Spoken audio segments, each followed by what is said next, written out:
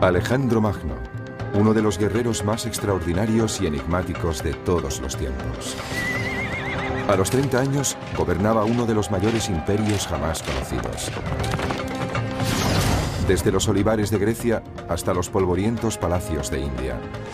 Alejandro unió el occidente con el oriente y cambió el mundo antiguo para siempre.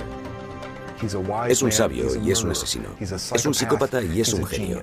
Alejandro lo es todo. Es todas esas cosas, y tal vez ninguna de ellas. Acompáñenos en nuestra búsqueda para saber qué fue lo que impulsó a Alejandro a conquistar tierras tan lejanas. ¿Fue un genio militar o un tirano sediento de sangre?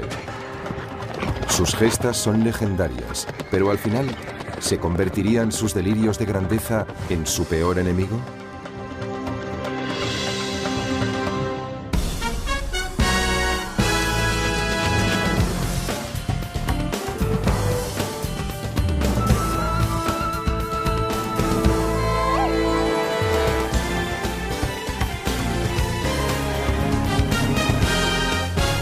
Alejandro Magno, el hombre y el mito. Babilonia, junio del año 323 a.C. Alejandro yace en la cama moribundo. Su cuerpo sufre atormentado por la fiebre. Después de 30.000 kilómetros de conquistas y baños de sangre, su persecución de la gloria eterna llega finalmente a su término.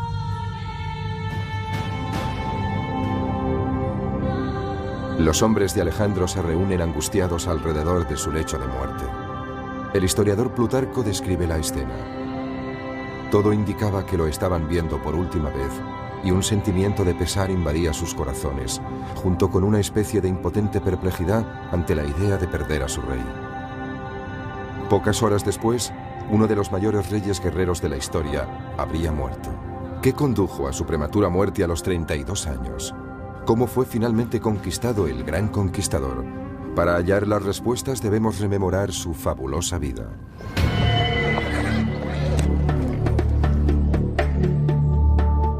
Alejandro nació aquí, en Pella, en el norte de Grecia, el año 356 a.C. Hacía tiempo que la edad de oro griega había quedado atrás. En aquel momento, el imperio era una frágil colección de ciudades-estado, fragmentadas y divididas. Una presa fácil para el padre de Alejandro, Filipo. El rey Filipo era un soldado rudo y mujeriego. Era un gran bebedor, un luchador feroz y el ídolo de sus curtidas tropas. Su ejército era uno de los mejores del mundo antiguo. Pero Filipo también era un político despiadado. Creó el estado de Macedonia, sometiendo a las tribus rebeldes de la región. Para mí, como es obvio, el éxito de Filipo fue abrumador. Es el hombre más subestimado de la antigüedad. Equilibró el ejército, fue un genio militar con un talento extraordinario. Con diplomacia y fuerza bruta, Filipo logró conquistar la mayor parte de Grecia. De su padre, Alejandro aprendió sus dotes de líder y las técnicas militares. Pero su madre, Olimpia, también ejerció una poderosa influencia en él. De ella heredó su naturaleza apasionada y temperamental. La influencia de su madre debió ser inmensa. Era una mujer poderosa, casi podría decirse que mística. Olimpia era seguidora de diversos cultos religiosos, especialmente el culto a Dioniso, el dios del vino y la pasión.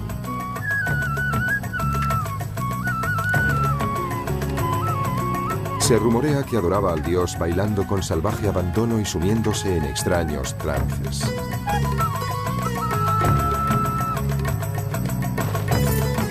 En cierto sentido, Olimpia era tan sobrecogedora e inquietante como su esposo. Poseía una inteligencia excepcional. Era políticamente astuta y dura como el acero. Tenía una actitud muy posesiva hacia su hijo. Sin duda le quería con locura, pero actuaba como su valedora, protegiendo sus intereses personales. Olimpia extendió el rumor que había sido fecundada por Zeus, el rey supremo de los dioses, en la forma de una serpiente. Alejandro se sentiría fascinado durante toda su vida por la idea de que podía ser inmortal. Si su madre y su padre produjeron un fuerte impacto en el joven muchacho, también lo hizo su mentor, el célebre filósofo griego Aristóteles. Él enseñó a Alejandro las maravillas de la cultura griega, sobre todo las grandes epopeyas míticas. Aristóteles inspiró su amor por la Ilíada de Homero, la historia de las guerras de Troya. Sus protagonistas son los héroes cuyas grandes hazañas épicas les proporcionaron poder y fama. Uno de aquellos héroes es Aquiles, el arquetipo del guerrero griego. Ante el dilema de elegir entre una vida larga y corriente o una existencia breve pero gloriosa en el campo de batalla, Aquiles optó por una muerte prematura y la celebridad eterna. Resulta muy difícil subestimar el alcance de la influencia de Aquiles en Alejandro. Según él, Aquiles era su antecesor mítico, por parte de madre. Por tanto, desde una edad muy temprana, Alejandro percibió que Aquiles era el modelo a seguir para alguien como él, que siempre quería ser el mejor entre los mejores, tal como lo relata Homero. Pero era su modelo a seguir en dos sentidos, asumiendo su carácter y rivalizando con él. Es decir, lo que hizo Aquiles, Alejandro podía hacerlo mejor. Alejandro abandonó su hogar durante 3 años para estudiar con Aristóteles. Cuando regresó a los 16 años, su otro modelo, su padre, el rey Filipo, había vuelto a casarse. Peor aún, había tenido otro hijo que amenazaba la privilegiada posición de Alejandro como sucesor al trono. Eso despertó las iras y el resentimiento de Alejandro. Ambos sostuvieron violentas disputas. Eso llenó de amargura a Alejandro y creó una atmósfera muy difícil. De hecho, se trata de un fenómeno que trasciende todas las culturas. Es un rasgo psicológico universal, el de la profunda rivalidad de un hijo impulsado por el incontenible deseo de eclipsar a su padre. La enemistad entre padre e hijo se hizo tan intensa que Alejandro tuvo que exiliarse. Finalmente se reconciliaron, pero la tregua no duró mucho. Una noche de verano del año 336 a.C., Filipo y la familia real se reúnen para celebrar el matrimonio de su hija. El rey se detiene a la entrada para saludar al pueblo. Un hombre surge de la multitud y le asesta un golpe mortal. Se cree que fue un examante ultrajado. Como muchos griegos de la época, Filipo tenía tanto amantes femeninos como masculinos. Filipo murió al instante. El asesino fue ejecutado allí mismo, antes de que la tortura pudiera hacerle revelar posibles cómplices en las altas esferas. ¿Actuó en solitario o hubo otros que conspiraron con él? Algunos historiadores creen que el asesinato pudo ser instigado por Olimpia, la taimada madre de Alejandro. Al fin y al cabo, Filipo la había rechazado por una mujer más joven. Me inclino a pensar que Olimpia estuvo involucrada. Después de todo, había sido relegada de su posición de honor. No iba a quedarse con los brazos cruzados. No hay nada más peligroso que una mujer despechada, incluso en Macedonia. ¿Y qué decir de Alejandro? ¿Pudo tomar parte en la muerte de su padre? Si nos preguntamos quién salió más beneficiado del asesinato de Filipo, la respuesta es Alejandro. Porque en el momento de su asesinato, Filipo estaba a punto de partir hacia Asia para iniciar una gran campaña de conquista. Alejandro no iba a tomar parte en ella. Iba a quedarse en casa, presumiblemente como regente. Pero no hubiese podido alcanzar la gloria que proporciona la intervención en una gran campaña. Y la gloria era precisamente lo que Alejandro perseguía por encima de todo. Cualquier sospecha hubiese enfurecido a los nobles macedonios cuyo apoyo necesitaba y obtuvo. Con solo 20 años, Alejandro fue coronado rey. Cuando ascendió al trono, Alejandro heredó un gran ejército, pero también una gran inestabilidad política. Tardó un año en sofocar una rebelión en Grecia y consolidar su poder. Pero Alejandro no se conformaba con Macedonia. Su creciente impaciencia y su ambición le hacían querer más. Fijó su mirada en el enemigo ancestral de Grecia, los persas. El imperio persa se extendía desde la actual Turquía hasta Pakistán. 150 años antes, los persas habían incendiado la ciudad de Atenas y destruido sus templos. Este crimen de guerra nunca cayó en el olvido. Filipo, el padre de Alejandro, planeaba invadir Persia antes de su muerte. Ahora, Alejandro tendría su oportunidad para vengarse. Suscribo la idea de que la maníaca ambición de Alejandro está alimentada por el enorme éxito de su padre. Alejandro es como una chispa encendida por Filipo, y es una chispa muy, muy poderosa. Más bien es una llama abrasadora. Esa llama abrasadora estuvo a punto de consumir al propio Alejandro. Durante su corta vida, Filipo le alentaría, retándole a lograr proezas cada vez mayores, en un esfuerzo por demostrar que era lo bastante bueno o tal vez incluso mejor que su padre. Con el fantasma de Filipo a sus espaldas, Alejandro parte para recorrer el sendero hacia la gloria. En el año 334 a.C., Alejandro cruza el Helesponto con su ejército. Inicia así una epopeya de 11 años de ambición y conquista sin precedentes que cambiará la faz del mundo antiguo para siempre. Su primera parada, los muros en ruinas de Troya, para rendir homenaje a su héroe de la niñez, Aquiles. Él y Hefestión, del que se decía que era su amante, visitan la tumba de Aquiles. En el escenario de la mítica Gran Batalla de Troya, Alejandro se prepara para su propia conflagración épica. Su oponente, uno de los hombres más ricos y poderosos de la tierra, el rey Darío III. El monarca persa no tiene ni idea de la fuerza a la que se enfrenta. Alejandro ha recibido un valioso legado de su padre, uno de los ejércitos más disciplinados y mejor entrenados del mundo antiguo. El joven rey es un líder carismático e inspirador, aún más que Filipo. Creo que el secreto del genio militar de Alejandro es su extraordinaria determinación.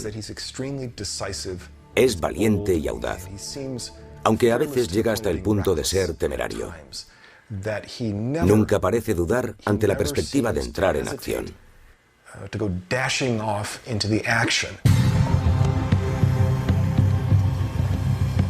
Los invasores marchan hacia el sur hasta Isos, en la actual Turquía. Las tropas de Alejandro se ven superadas en número por el ejército de Darío. Pero esos son exactamente la clase de desafíos que le gustan a Alejandro. La capacidad de adaptación de Alejandro es el rasgo característico de un gran general. Los generales más grandes de la historia militar son capaces de hacer eso. Logró evaluar la situación en un abrir y cerrar de ojos.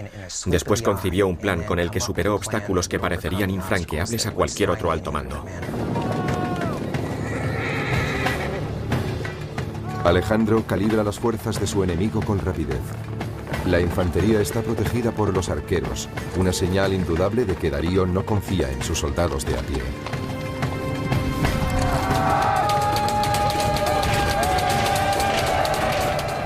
Alejandro realiza su primer movimiento, utilizando una de las armas más poderosas de su arsenal, el arma del miedo. Era algo absolutamente estremecedor. Hacían chocar sus escudos, movían las lanzas de un lado a otro y avanzaban a su encuentro con un grito increíble, escalofriante e interminable mientras iban acercándose. Era aterrador. Alejandro cruza el río y sube por la otra orilla.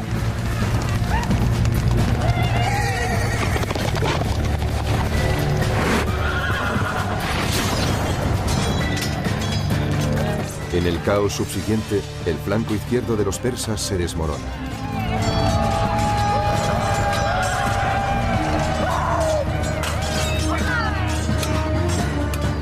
En una imagen casi fotográfica, esta batalla monumental aparece en un mosaico de Pompeya. Se considera una copia fidedigna de una pintura de finales del siglo IV a.C. Cuando finalmente Alejandro se encuentra cara a cara ante su adversario, primero atraviesa con su lanza al guardaespaldas de Darío. Alejandro está rodeado de soldados persas, cegados por el miedo y el terror. Al verse ante ese vengador invencible, Darío huye. Cuando el ejército persa ve a su gran rey huyendo de esa forma, ¿cuál puede ser la reacción de las tropas? Resulta un impacto psicológico increíble sobre los persas. Desde ese mismo instante, la batalla está ganada.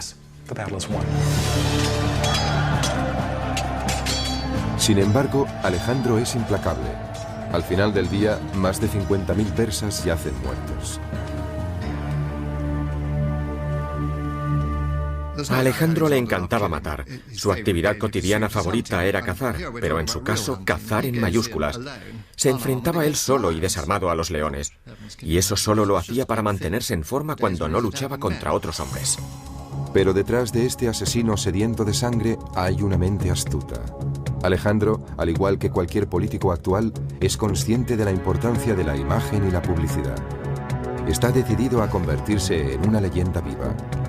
Acompañándole en su expedición se encuentra su historiador personal y asesor político, Calístenes. La misión de Calístenes en la campaña de Alejandro era actuar como agente de publicidad, el Relaciones Públicas oficial.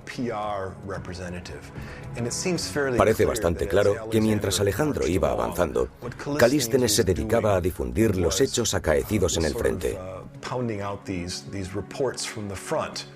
Era una especie de corresponsal de guerra incorporado al ejército de Alejandro.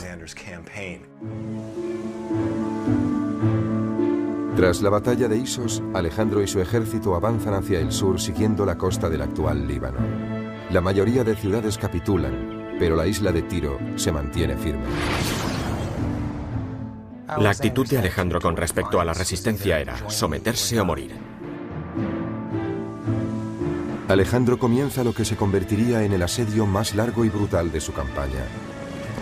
Cuando finalmente caen las murallas, tras 7 cruentos meses, elimina a 7.000 hombres y esclaviza a otros 30.000. Como lección para otras ciudades que puedan resistirse a la invasión, crucifica a 2.000 guerreros de Tiro. Cuando terminó, permitió que sus hombres dieran rienda suelta a su sed de venganza, matando prácticamente a todos los hombres de la ciudad fortificada. Fue una horrible exhibición de brutalidad, pero también fue de una gran eficacia, porque mostraba a cualquier posible enemigo lo que podía ocurrir si se resistía. En otro asedio salvaje, esta vez en Gaza, el ejército de Alejandro aniquila a todos los hombres de la ciudad. Desde el punto de vista militar, lo hizo todo bien, o casi todo. Hay mucho que emular de su generalato, pero Alejandro también tenía su lado oscuro. Era brutal y luchaba para alcanzar la gloria. Muchas de las cosas que nosotros consideraríamos los peores rasgos de la humanidad también se manifestaban en Alejandro.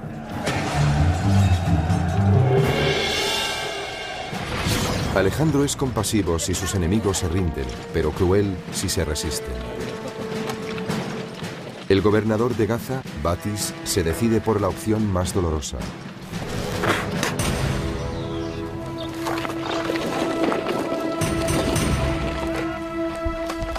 Alejandro revela su lado más cruel con su castigo a Batis. Le ata y le arrastra por toda la ciudad hasta que muere.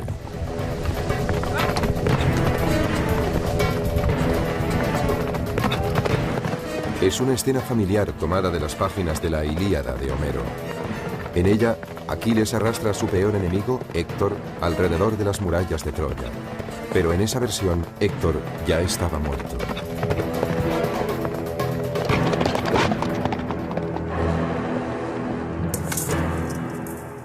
Alejandro era brutal. Elevó el arte de la brutalidad a la máxima expresión. En muchos casos, eso fue lo que le proporcionó tantos éxitos.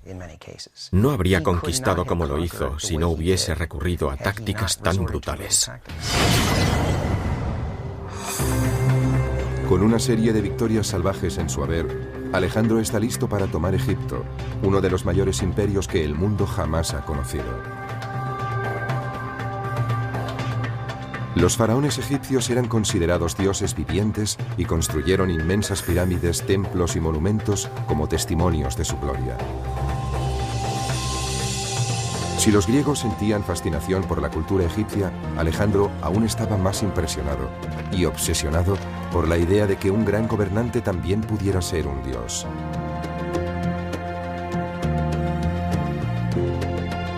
Tras 2 años de guerra, Alejandro marcha hacia el interior hasta Menfis. Los egipcios están impacientes por ver derrotados a sus gobernantes persas. Se rinden sin presentar batalla y reciben a Alejandro con los brazos abiertos. Bajo su reinado, siguen permitiéndose las prácticas religiosas y culturales egipcias. A cambio, los sacerdotes egipcios ofrecen a Alejandro el título de faraón. Ese hecho marca un punto de inflexión importante, puesto que es aquí donde Alejandro comienza a creer que realmente es un dios viviente.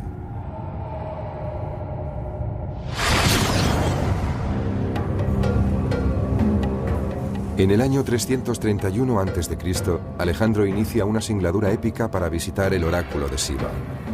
Está buscando la prueba de su existencia divina. Estaba a unos 500 kilómetros de distancia. La ruta hacia Siva discurría por una meseta relativamente llana, pero estaba plagada de dunas. El oráculo era un destino muy conocido. Debía haber un sendero, pero este podía quedar enterrado bajo la arena. Debió encontrarse en un entorno donde el calor durante el día es sofocante y de noche hace un frío espantoso. De pronto se forma una tormenta de arena y ni siquiera puedes verte las manos delante del rostro.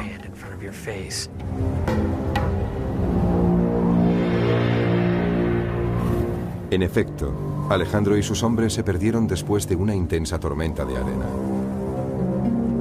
Pero la leyenda cuenta que 2 pájaros les salvaron, guiando al grupo hasta su destino, el extraordinario oasis de Siva y el templo de Zeus Amón.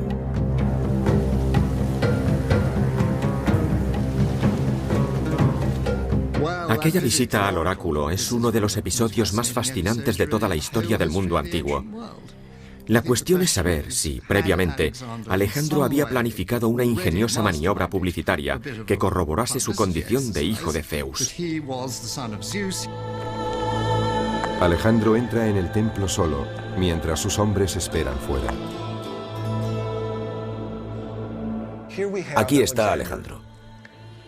Es un hombre joven, apenas sobrepasa los 20 años, pero ha logrado ya hitos extraordinarios.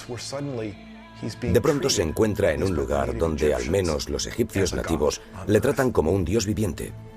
Y uno se pregunta, ¿qué debe pensar? Como es obvio, en ese momento se halla muy lejos de Macedonia. Alejandro salió del templo. Todos corrieron a su encuentro y le preguntaron, Alejandro, Alejandro, ¿qué has pedido? Y respondió, no os lo voy a decir.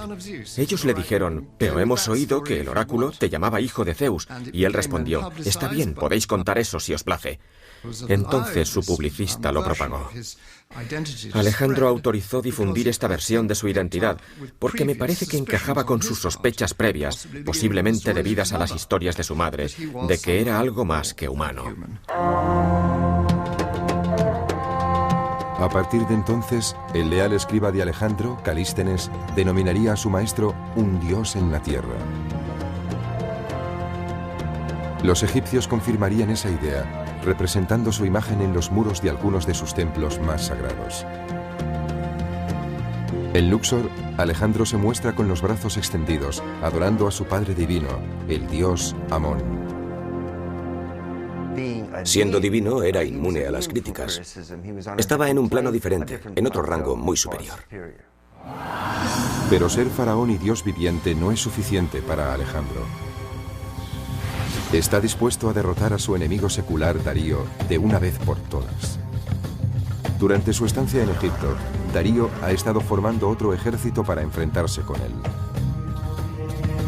En octubre del año 331 a.C. se libra una de las batallas más decisivas en las sofocantes y polvorientas llanuras de Gaugamela, al norte de la actual Bagdad. Esta vez, los persas triplican en número a las fuerzas de Alejandro.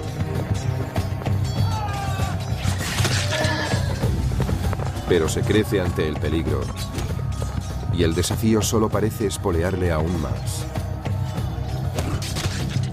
Sus hombres están casi completamente rodeados por el ejército persa, pero sus flancos aguantan al enemigo el tiempo suficiente para abrir una brecha en las líneas persas.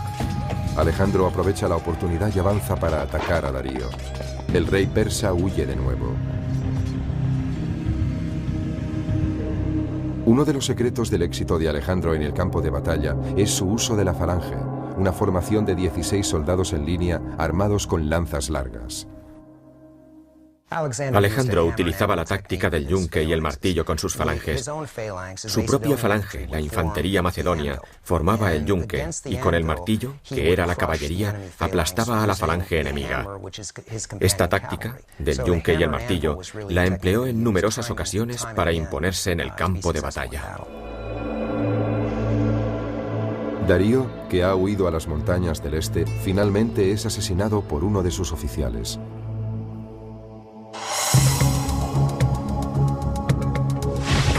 Tres años después de llegar a Troya, Alejandro es proclamado señor de Asia. Ha conseguido lo que su padre planeó y no pudo hacer. Otros grandes líderes se hubiesen conformado con este triunfo monumental, pero no Alejandro. No hay vuelta atrás. En el año 329 a.C., Alejandro sigue avanzando hacia Afganistán para conquistar el extremo oriental del imperio persa. Ahora se enfrenta a un reto aún mayor, las imponentes cumbres del Hindu Kush. Aunque se elevan a 7.000 metros de altura, casi en el techo del mundo, Alejandro opta por una de las rutas más duras para su ejército de 30.000 hombres. Durante su periplo, a través del Hindu Kush, las inclemencias del tiempo, la lluvia, la nieve y las ventiscas debieron dificultar mucho la marcha a cualquiera, excepto a Alejandro Magno.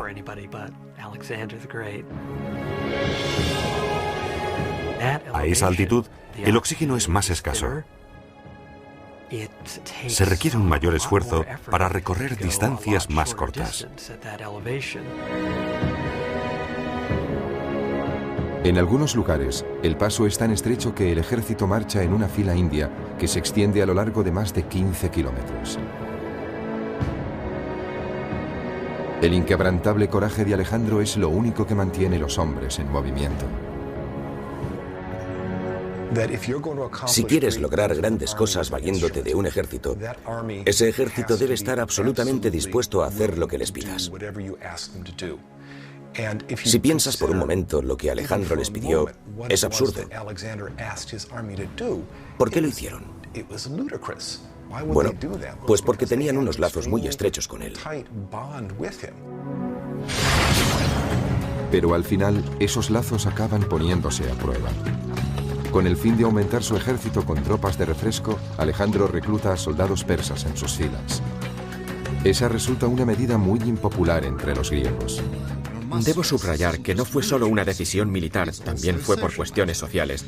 Pero al final de la jornada desmontan, se meten en la tienda para beber algo y ¿qué se encuentran? Pues se encuentran con un bárbaro iraní tomando una copa a su lado en su misma tienda. Eso no les gusta, los soldados pueden ser muy racistas. Su resentimiento crece con el oscuro giro que toma el carácter de Alejandro. Cuando el ejército llega a la legendaria ciudad de Samarcanda, se celebra una copiosa bacanal.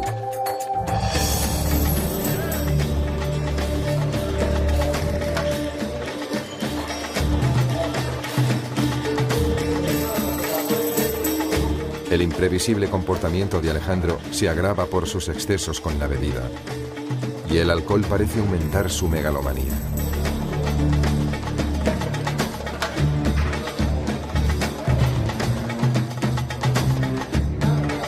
Uno de sus invitados es Clito, que sirvió a las órdenes de su padre Filipo y salvó la vida a Alejandro en el campo de batalla.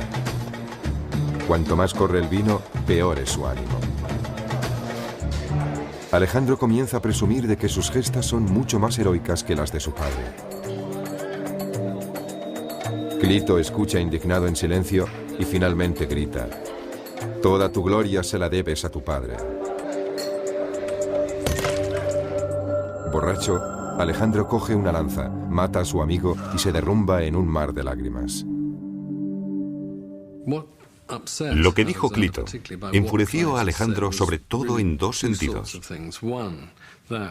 Primero, que Filipo fuera mucho más importante de lo que Alejandro quería dar a entender. En otras palabras, la maquinaria propagandística de Alejandro se había extralimitado y él, Alejandro, había sido el causante.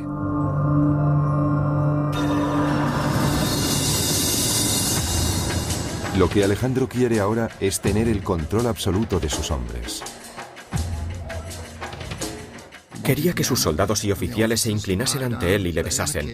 Después él ofrecería un beso a los oficiales para mostrarles que eran de su mismo rango social. A los macedonios no les gustaba nada ese ritual de los besos.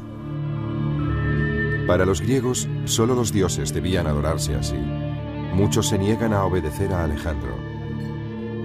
Uno de ellos es Calístenes, el hombre que había creado el mito de Alejandro. Calístenes pensó que era un acto servil, bárbaro, que era una traición a las costumbres griegas. Pensó que Alejandro estaba convirtiéndose en un tirano absoluto, en un déspota. Un despiadado Alejandro ordena la tortura y muerte de Calístenes. Probablemente Alejandro fue víctima de su propio éxito. Tal vez se creyó en exceso su propia divinidad, su megalomanía. Con el tiempo es posible que esos sentimientos de grandeza influyeran en su manera de conducir las campañas y de relacionarse con sus soldados.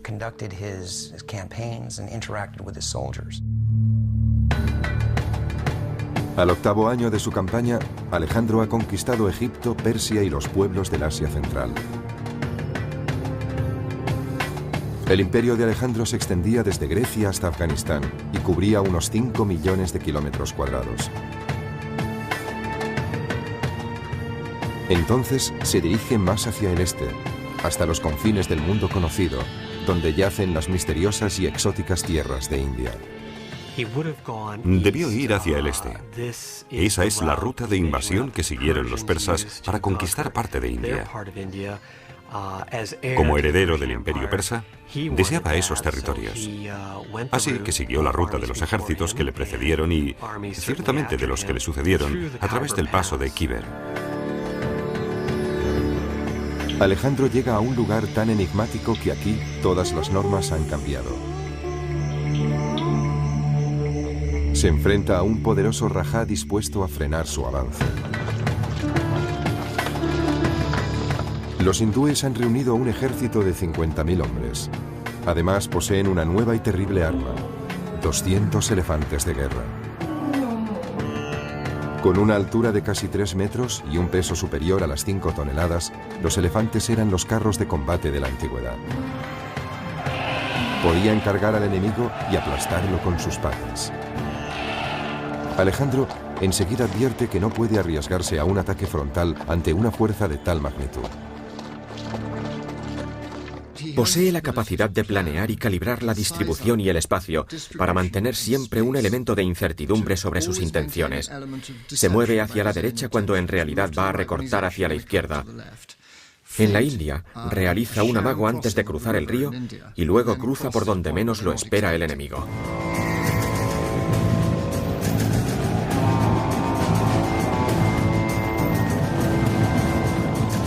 En este ataque sorpresa, los hombres de Alejandro utilizan sus largas lanzas para destripar a los elefantes.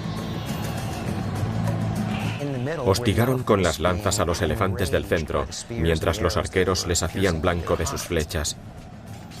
En esa situación, los elefantes, enloquecidos por el miedo y el dolor, se abalanzaban tanto sobre los griegos como sobre los hindúes.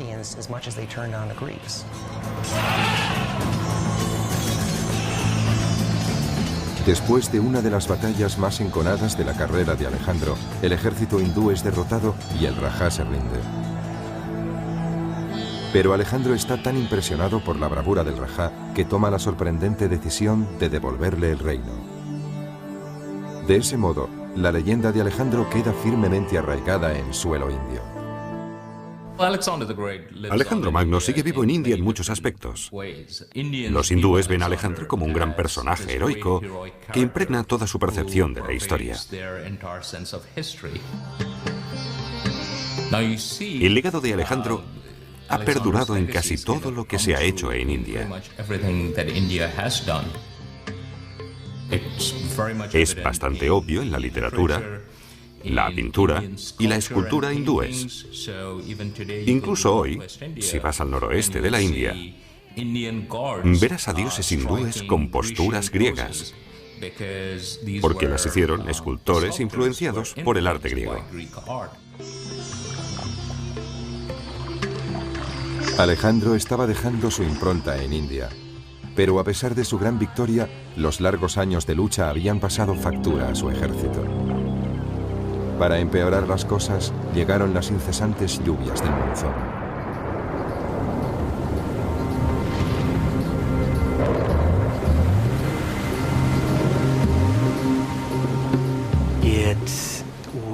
Desde el punto de vista psicológico, debió ser terrible para sus hombres de Macedonia, porque nunca habían experimentado nada semejante.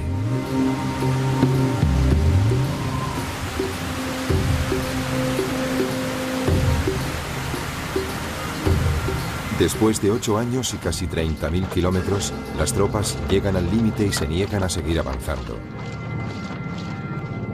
Alejandro ha perdido su primera batalla contra sus propios hombres. No le queda más alternativa que dar media vuelta. Me imagino cómo debió ser ese momento. Allí estaba, con menos de 30 años, en el punto donde él creía que el mundo acababa en aquella vasta extensión de agua. Debió quedarse contemplando el horizonte y debió hacer un sacrificio a los dioses que le había indicado su divino padre. Entonces debió pensar, de todas formas, Filipo, nunca llegaste tan lejos. Era un egocéntrico, pero qué voluntad, y ellos se niegan a seguirle, pobres de espíritu. En el largo viaje de regreso a Persia, Alejandro conduce sus tropas hacia una nueva marcha épica.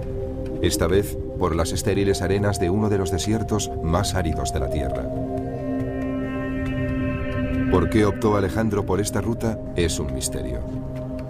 Tal vez para castigar a sus hombres por no seguirle hasta los confines del mundo. El terreno cambió drásticamente de un suelo yermo y seco, donde no crecía nada, a un desierto de dunas inestables, donde sus hombres se hundían hasta la cadera o más arriba. Miles de ellos murieron de sed, insolación y agotamiento. Menos de un tercio de su ejército logró sobrevivir. Creía que podía hacer lo que se propusiese. Hasta entonces había conquistado todo lo que había encontrado a su paso. Y pensó que podría vencer al desierto, pero se equivocó. Aunque es el peor desastre de toda su campaña, el mero hecho de cruzarlo ya de por sí es un verdadero milagro. En los últimos tiempos, nunca sabían lo que haría Alejandro a continuación. Sus actos y sus decisiones eran insondables. Era imprevisible y en ese sentido representaba una amenaza para ellos. Alejandro se dirige a la ciudad persa de Susa, donde tiene preparada otra sorpresa para sus hombres.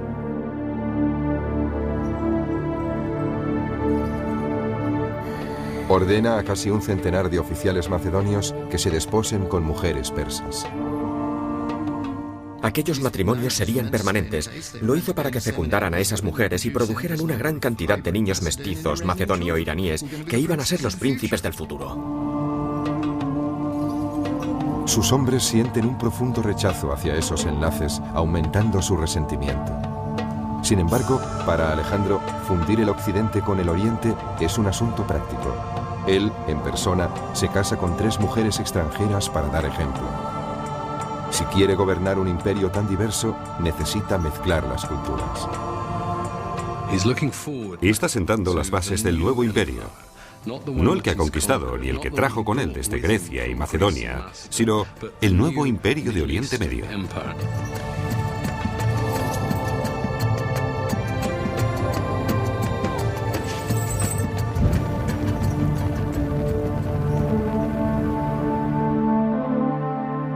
Alejandro lleva a su ejército hasta la nueva capital de su imperio, Babilonia.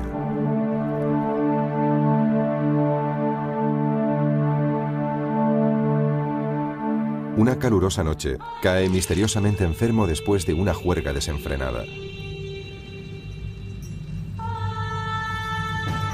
Sus oficiales macedonios se reúnen alrededor de su lecho de muerte con rostro de preocupación. Al cabo de 11 días febriles, muere a la edad de 32 años.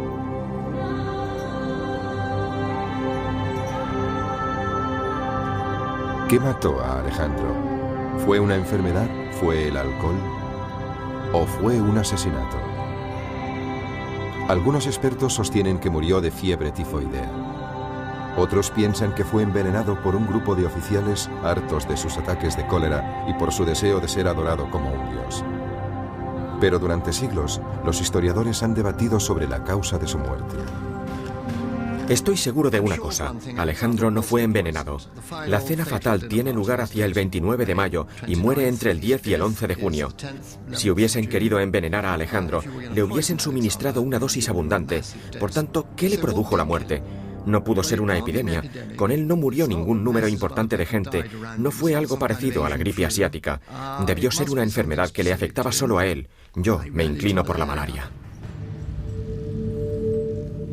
El cadáver de Alejandro no puede examinarse porque se desconoce su paradero. En su viaje de regreso a Macedonia, su procesión funeraria sufrió la emboscada de uno de sus generales, que quería llevar sus restos a Egipto.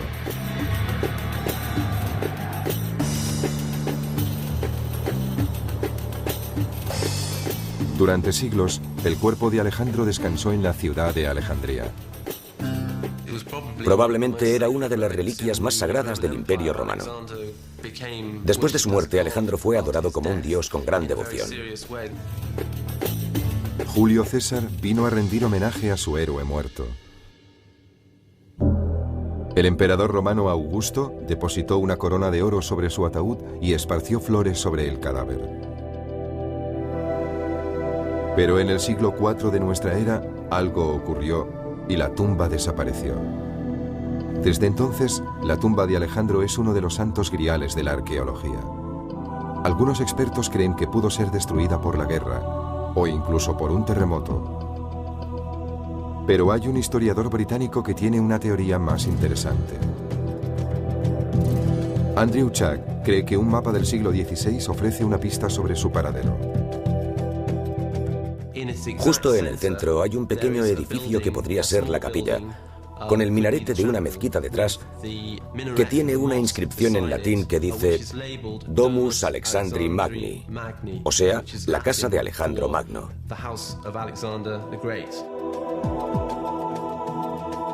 Fue aquí donde se localizó un sarcófago. Estaba destinado a albergar los restos del faraón egipcio Nectanebo II, pero nunca fue sepultado en él. ¿Es aquí donde halló descanso el cuerpo de Alejandro? El sarcófago fue redescubierto por Napoleón en el siglo XIX. Pero cuando fue derrotado por los británicos, el sarcófago vacío se trasladó a Londres. Hoy se encuentra en el Museo Británico.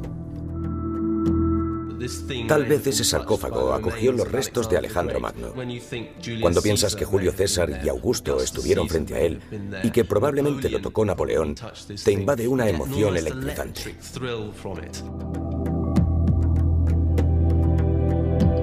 Pero el Museo Británico no acepta la teoría de Chuck. Los restos de ADN que podrían reforzar su hipótesis ya no están ahí.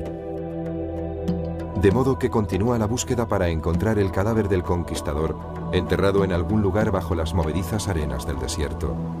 O tal vez, como creen algunos, bajo la ciudad que bautizó con su nombre, Alejandría.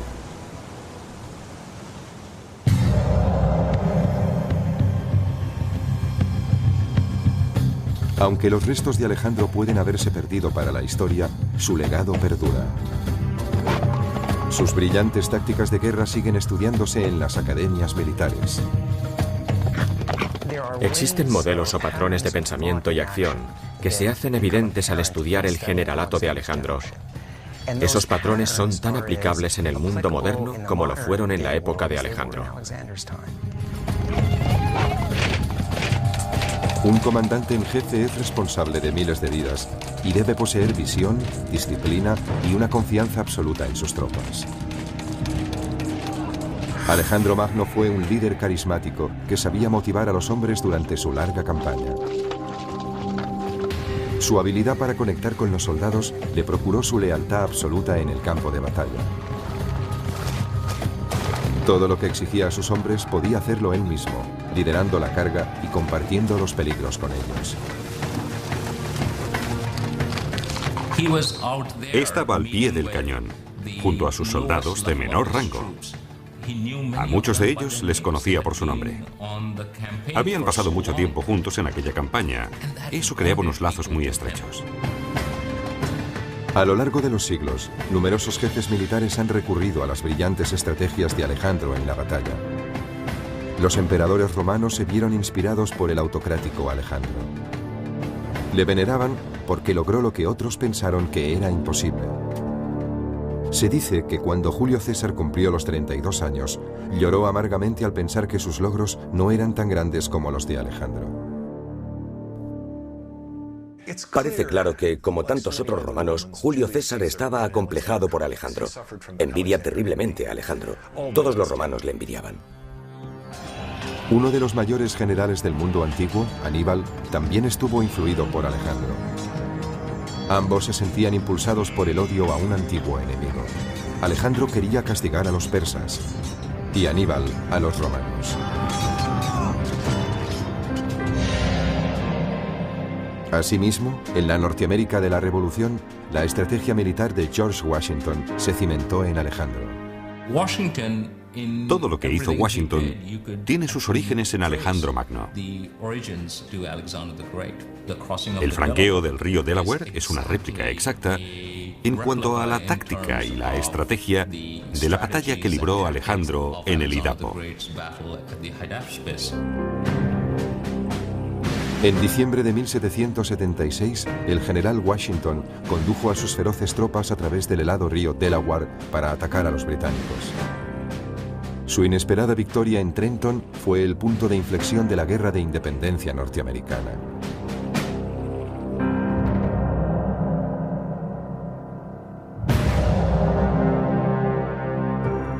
Desde la niñez, el general corso Napoleón Bonaparte sentía fascinación por la leyenda de Alejandro Magno. La implacable ambición de Napoleón le hizo ascender rápidamente en el escalafón militar. Como Alejandro, construyó su poder en una serie de audaces victorias militares. Tan pronto como tuvo ocasión, siguió los pasos de Alejandro viajando a Egipto. Sobre todo estaba impresionado por la política religiosa de Alejandro, su capacidad para adaptarse a cualquier circunstancia y para captar la mentalidad del país en el que se encontraba.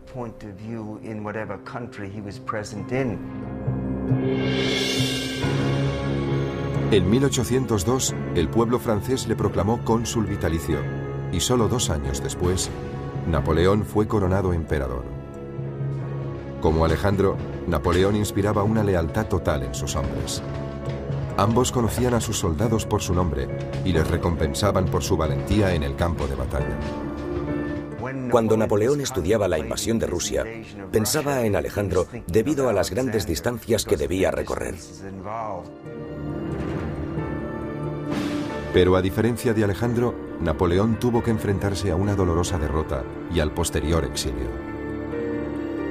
Fuese cual fuese su destino, Napoleón, como Alejandro, estaba convencido de que era un hombre tocado por la providencia. Creía que en la guerra los hombres no valían nada. Sin embargo, un solo hombre podía decantar la balanza. George S. Patton, el general de la Segunda Guerra Mundial, fue un comandante cortado por el mismo patrón que Alejandro.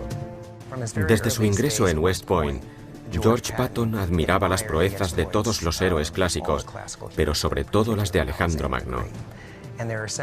Existen diversas notas y documentos que indican que Patton deseaba emular la gloria pasada de Alejandro. Al igual que su ídolo, Patton estudiaba a sus enemigos en busca de su punto débil. Entonces concebía la mejor táctica para derrotarlos. Su héroe era Alejandro. Lo que más admiraba de él era la disciplina que inculcó a sus tropas. Patton, como Alejandro, parecía capaz de lograr lo que ningún otro general había podido conseguir. En 1944, un osado Patton llevó a cabo un astuto movimiento de tropas, trasladando a 100.000 hombres del este al norte. Tras recorrer más de 150 kilómetros en 3 días, atacó a los alemanes. Al cabo de 3 semanas de luchas sangrientas, en lo que la historia denomina la Batalla del Bulge, la arriesgada apuesta de Patton dio sus frutos. Patton fue recibido en su país como un gran general, pero se quedó corto en comparación con su héroe, Alejandro.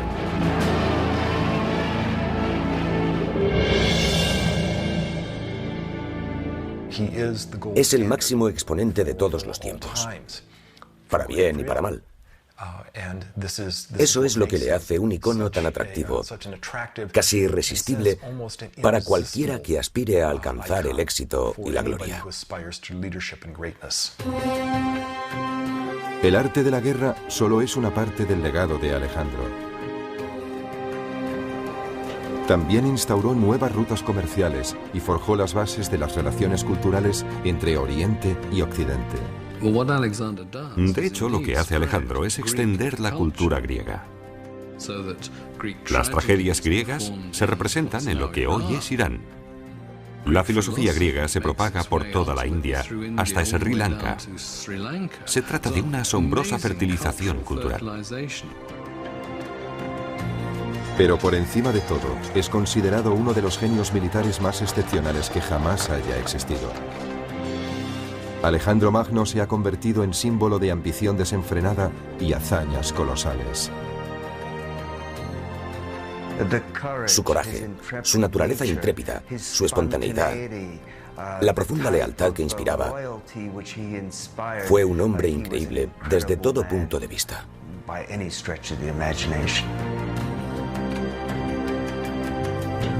Alejandro Magno fue un líder legendario, obsesionado por su propio mito. 2500 años después, todavía hablamos de sus extraordinarias gestas. Al final, Alejandro consiguió justo lo que quería.